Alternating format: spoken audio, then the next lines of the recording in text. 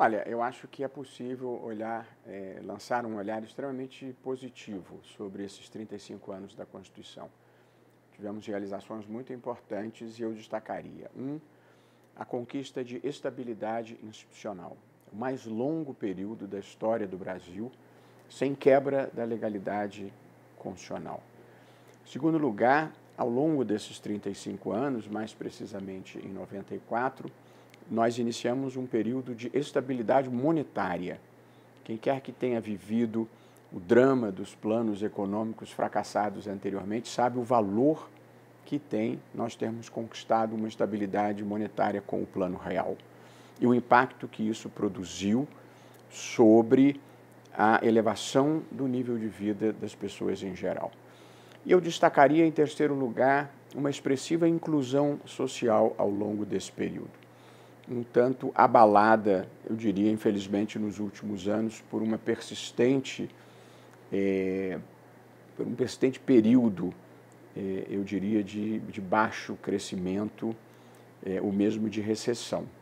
Mas, mesmo assim, eu acho que são realizações importantes. Eu acrescentaria a essas realizações avanços muito expressivos em direitos humanos, em direitos fundamentais de mulheres, conquista da igualdade na sociedade conjugal, conquistas importantes no mercado de trabalho, conquistas importantes em matéria de liberdade sexual, na luta contra a violência doméstica, contra a violência sexual, lutas inacabadas, mas com vitórias importantes. Ainda no plano dos direitos fundamentais, eu incluiria a questão das ações afirmativas em favor das pessoas afrodescendentes. Nós passamos a enfrentar, eu penso, de uma forma mais aberta e talvez corajosa, o racismo estrutural da sociedade brasileira, superando o velho discurso do humanismo racial brasileiro que não existia. E aí ações afirmativas no acesso à universidade, ações afirmativas de 20% de vagas nos concursos públicos. Tivemos também avanços em relação à comunidade LGBTQIA+, comunidade gay, com o reconhecimento das uniões homoafetivas, possibilidade do casamento entre pessoas do mesmo sexo, o direito à mudança do nome social para quem se percebe como um gênero diferente daquele que consta do seu registro. Tivemos avanços em relação às comunidades indígenas e na demarcação de suas terras. Tivemos avanços na proteção de pessoas deficientes. Portanto, eu acho que, em matéria de direitos fundamentais, há registros muito positivos. Em matéria de educação, apesar do déficit de qualidade expressivo, nós conseguimos universalizar o ensino fundamental e estamos num esforço, infelizmente ainda não totalmente bem sucedido, de universalização do ensino médio. A evasão escolar no ensino médio é um dos dramas brasileiros. Em matéria de saúde pública, nós temos a experiência extraordinária que é o Sistema Único de Saúde, o SUS, com todas as suas dificuldades decorrentes da sua própria ambição de ser um serviço universal e, portanto, cronicamente subfinanciado. Nós tivemos muitos avanços que merecem ser registrados. Algumas áreas em que eu acho que nós não avançamos o suficiente. A desigualdade no Brasil ainda é abissal e ainda existe muita pobreza e mesmo insegurança alimentar, num percentual relevante, eu diria, da sociedade brasileira. Acho que nós ainda enfrentamos um problema de apropriação privada do Estado por elites extrativistas, com casos persistentes de corrupção estrutural, eu diria, em muitos domínios que nós precisamos continuar a enfrentar, mas é um problema que ainda nos assombra. Acho que nós temos níveis de violência muito elevados no Brasil, níveis de violência de países em guerra. Nós temos no Brasil por fenômenos diversos, mas em larga escala pela política de drogas que nós praticamos aqui, que precisamos corajosamente repensar. E eu acho desde sempre que o sistema político brasileiro, sobretudo na eleição para a Câmara dos Deputados, para as casas legislativas, é um sistema muito ruim. É um sistema proporcional em lista aberta que custa muito caro, a eleição é muito cara, a representatividade é baixa e ele dificulta a governabilidade. Eu sou um defensor de longa data do voto distrital misto, porque acho que o modelo que nós temos do voto proporcional em lista aberta, o eleitor vota em quem ele quer, mas elege quem ele não sabe. Ele vota no nome que ele quer, mas o voto vai para o partido, e são os mais votados do partido que entram. E só 5% dos deputados foram eleitos com votação própria. De modo que nós temos um sistema em que o eleitor não sabe quem o representa e o candidato não sabe por quem ele foi colocado lá exatamente. Um não tem de quem cobrar, o outro não tem a quem prestar contas. É um sistema ruim que leva a um certo descolamento entre a sociedade civil e a classe política. Portanto, eu acho que esse também é um dos pontos baixos desses 35 anos. Mas a minha avaliação é de um saldo extremamente positivo do ponto de vista institucional.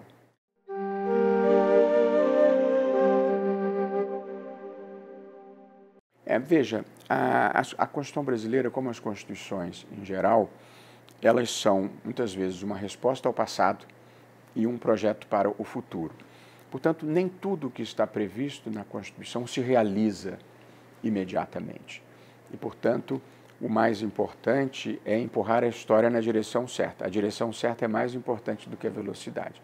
Eu acho que nós temos andado na direção certa, ainda que não na velocidade desejada. Então, nós temos ainda déficits relevantes em educação, temos déficits relevantes em matéria de saúde pública, temos déficits relevantes em matéria de moralidade administrativa. A democracia constitucional, é um trabalho em progresso constante e, portanto, ela não está pronta e acho que muitos dos direitos ainda não são desfrutados plenamente. E uma coisa importante é não se muda a realidade apenas com papel e tinta, apenas com normas constitucionais. É preciso mobilização da sociedade, é preciso vontade política, é preciso alocação de verbas orçamentárias. Portanto, a democracia e a democracia social, a democracia plena, com igualdade para todos, ela não se realiza num estalar de dedos, é um processo histórico que nós estamos vivenciando.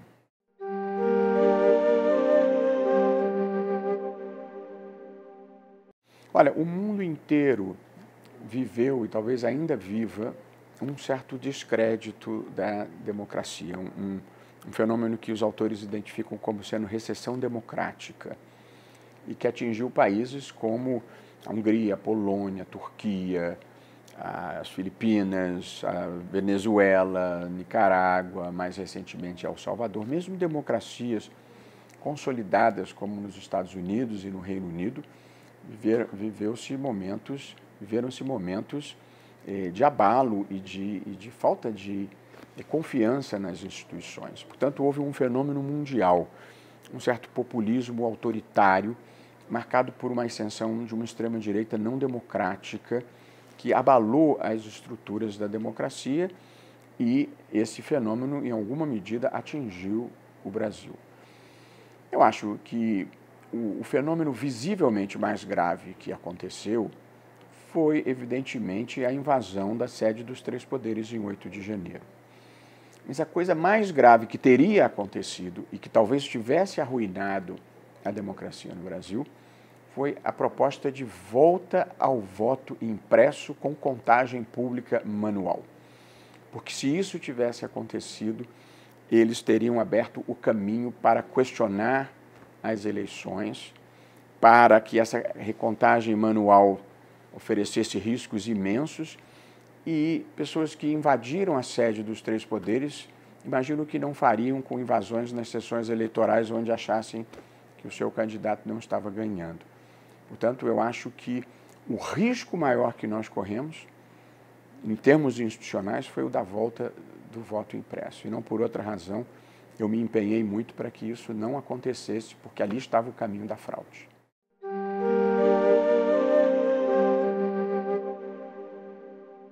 Eu estava em Brasília, minha mulher estava internada, estava viva ainda, e eu estava no hospital e consegui sair do hospital e vir aqui até o Supremo naquela noite.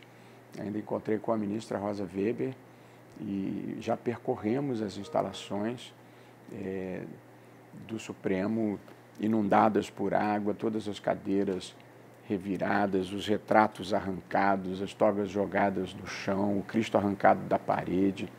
Acho que foi um dos momentos mais desoladores da minha vida adulta pública, digamos assim, de ver aquela barbárie, aquele ódio às instituições. As instituições todas numa democracia são passíveis de críticas. E eu mesmo já critiquei o próprio Supremo, já tenho visões críticas às vezes dos outros poderes e vice-versa, porque a vida é assim. A vida não é feita de unanimidades e a democracia não é feita de consenso. A democracia é o regime político em que o dissenso é absorvido de uma maneira institucional e civilizada. E aquele ataque às instituições daquela maneira incivilizada foi um ponto baixo da vida brasileira. Eu diria uma derrota do espírito das pessoas que desempenharam aquele papel. Pessoas que falavam em nome de Deus e arrancaram o Cristo da parede e que se consideravam patriotas e envergonharam a pátria. Aquele foi um momento dramático. Porém, e curiosamente, a reação de todos os segmentos da sociedade, liberais, progressistas e conservadores, contra aquele tipo de barbárie, no fundo foi um reforço da democracia. De modo que aquelas pessoas, no fundo, contribuíram para o revigoramento das instituições, para se demonstrar que nós estamos, de certa forma, imunes àquele tipo de golpismo.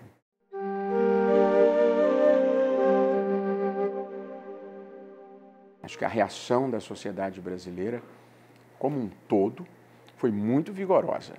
Eu diria que foi mais vigorosa do que nos Estados Unidos depois do 6 de janeiro. Aqui se formou praticamente um consenso universal de que aquilo era um comportamento a ser veementemente repudiado. E aí a sociedade civil, a imprensa e mesmo os apoiadores da linha política que não saiu vencedora se manifestaram contra a barbárie, porque a democracia tem lugar para liberais, para progressistas e para conservadores, mas evidentemente não tem lugar para quem pretenda destruir as instituições, e aí é preciso praticar uma democracia defensiva. De modo que houve uma reação da imprensa, da sociedade civil, do próprio Supremo, da Câmara, do Senado, e agora há a reação própria para as atividades criminosas, que é o julgamento pelo Supremo Tribunal Federal dos invasores, que vão ser julgados de acordo com o grau de culpa que venha a ser demonstrado.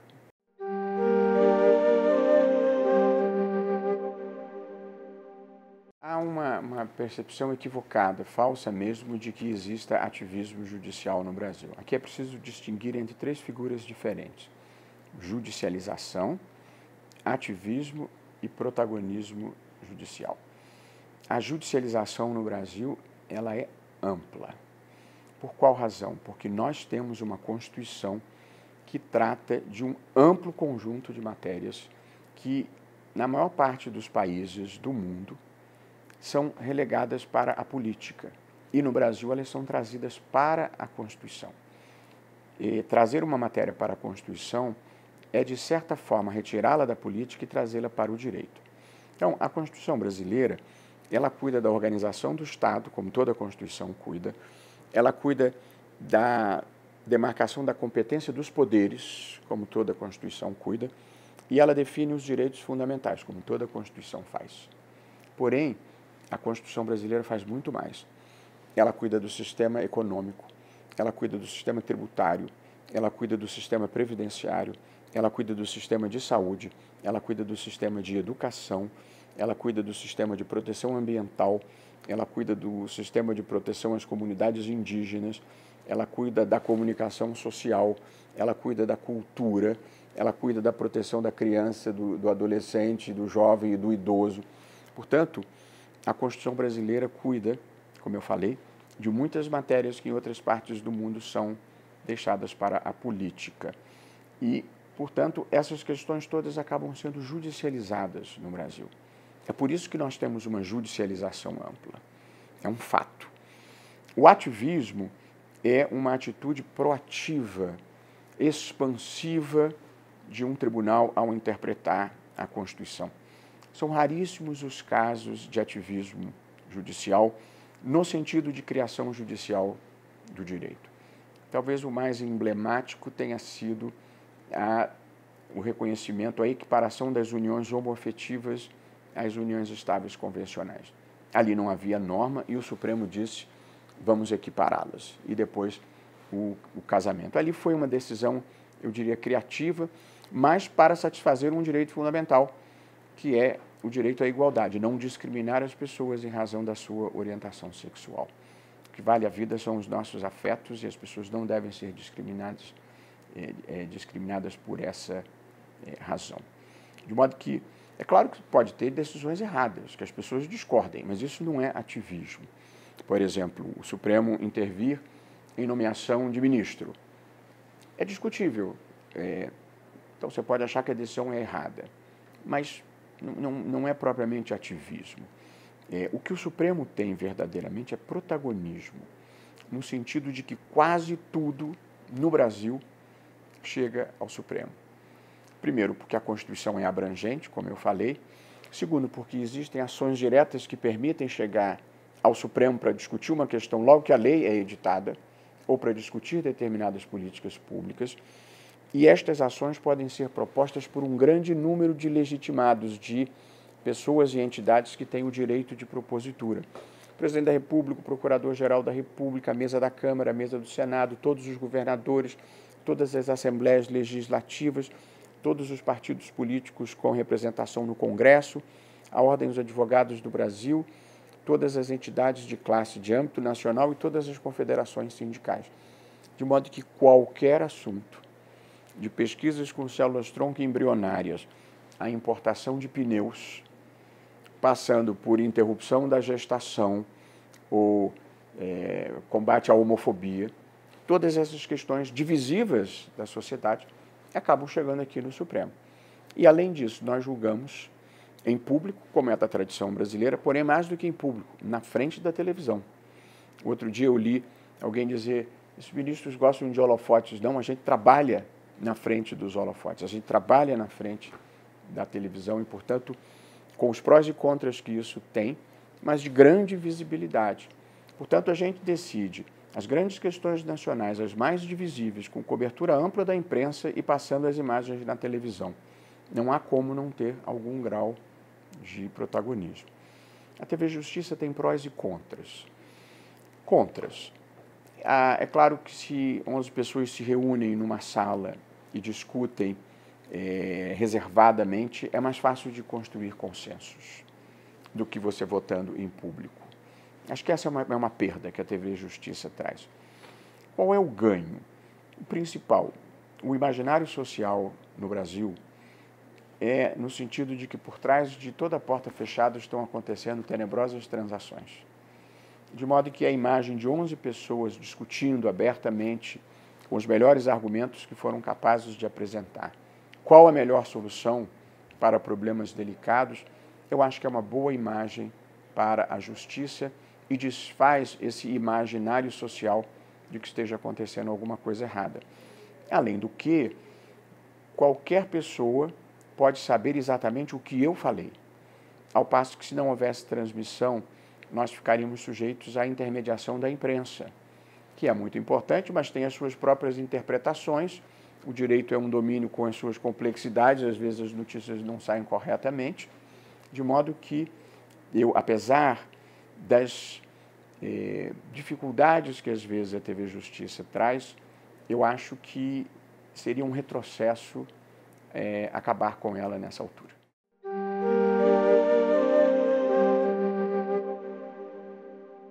Eu pretendo ter 3 eixos.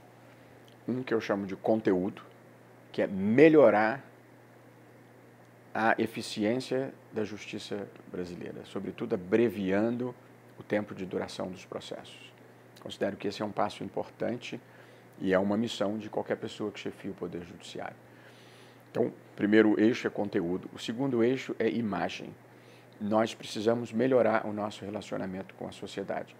A sociedade frequentemente não entende o que é decidido, em parte pela linguagem que se adota no direito. E, portanto, a gente tem que fazer um esforço de comunicação com a sociedade. Eu tenho ideia de, depois de cada decisão, pelo menos das decisões mais importantes, o Supremo fazer uma nota explicativa em linguagem jornalística e acessível ao público do que foi decidido, e, em certos casos, eu mesmo ou o relator explicar ao público a decisão em linguagem inteligível.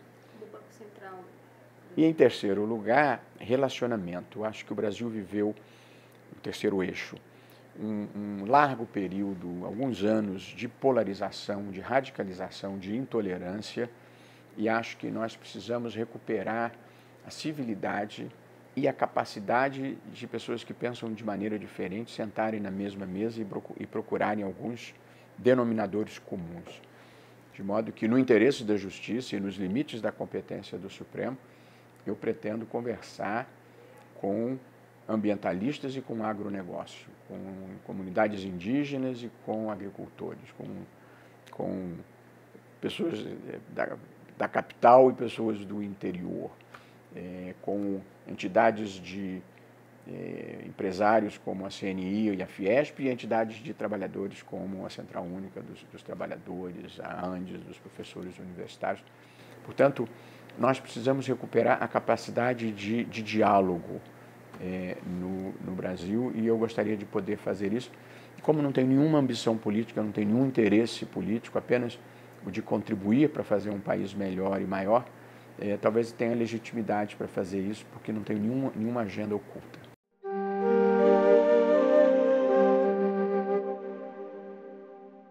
Olha, eu não acho que deva haver nenhum tipo de revisionismo histórico. O Brasil teve uma ditadura.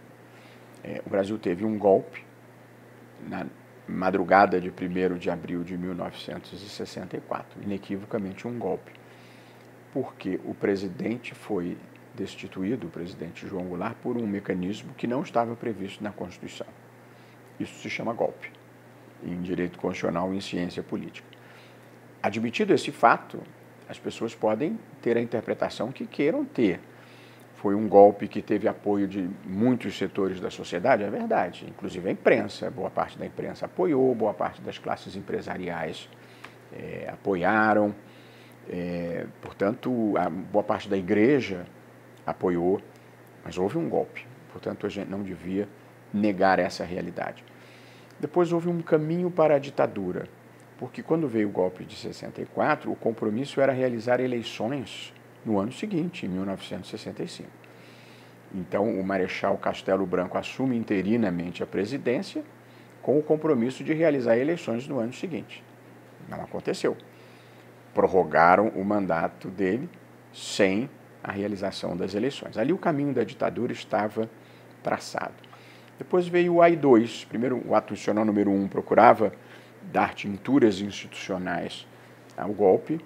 Depois veio o ato institucional número 2, que extingue os partidos políticos. Depois vem uma sucessão de atos institucionais que torna a eleição presidencial indireta. Depois vem o ato institucional número 5 de 68, de 13 de dezembro de 68, que é a institucionalização da ditadura.